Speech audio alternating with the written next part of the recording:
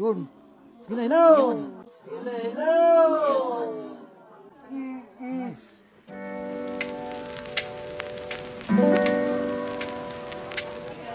Sir, taga saan po kayo? Taga Sakaya Quezon. Sa Quezon. Ano po nangyari sa balikat niyo? Ako'y na-aksidente nung galing akong trabaho dito sa Maylipa. Kailan po ito nangyari? Noong June 22. Hindi niyo po ito napatingnan sa ano? Anong po sabi sa inyo? Ano naman siya, dislocate lang, wala naman basag. So, paano niyo po na-discover itong sa amin? Sa Facebook, nakita ko siya habang nagsasearch ako nung pwedeng yung mga nag-ano ng dislocate shoulder. Okay. So, nakita niyo kami sa Facebook. Nakita ko sa Facebook. Ay, mas malapit kasi nandito lang naman ako sa Maylipa. Ano naman kayo sir na aksidente? Kalalabas ko lang nung galing work kasi maulan. Bigla naman mislide yung motor. Hindi ko alam kung may tinamaan ba o... So, dahil sa sa heavy rain, no? Malakas. Ay ngayon, nakatayo naman ako. Hindi ko naramdaman na dislocate na yung shoulder ko. Naigalaw ko pa eh. Ay nalaman ko lang nung may nag-asikaso sa akin para linisin yung sugat ko. Kasi bigla. Limitan po talaga, no? Hindi talaga nararamdaman agad. Nagmamanhid yun. Sabi ko, baka kayanin ko itaas. Hindi ko kayang itaas ang mag-isa. Laglag eh. Hanggang saan po ang naabot ng nito?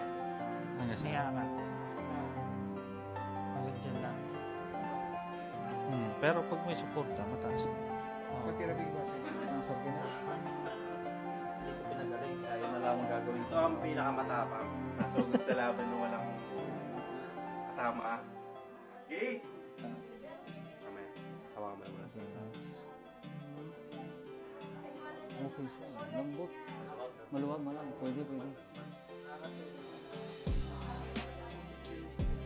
Hawak sa kabila sir. Hawak sa kabila.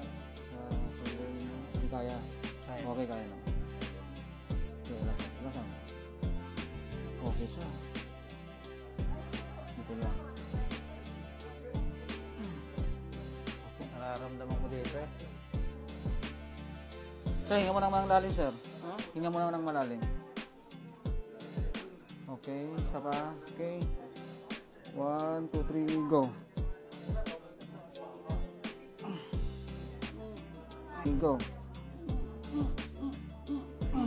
Yun. Ginainaw! Ginainaw! Tanggal. Hinga mo malalim. Inisip ko talaga siya masakit. Pero... Security guard eh. Oo. Natingin ko mas masakit pa yung sugat ko dito nung ito hinihilo. Yun na. Yun yan. Okay na. Yun na. Nararamdaman ko dito eh. Pasok na. Nagpa-vibrate dito Okay. eh. Kanina mas hindi pa pasok eh. In-adjust ko. Mas okay. Okay, next.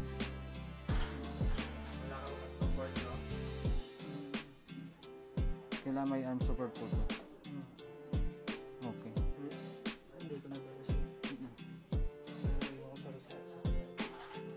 Okay, lock mo. Kukaw ng arm support sir ah. Jowa nyo sir?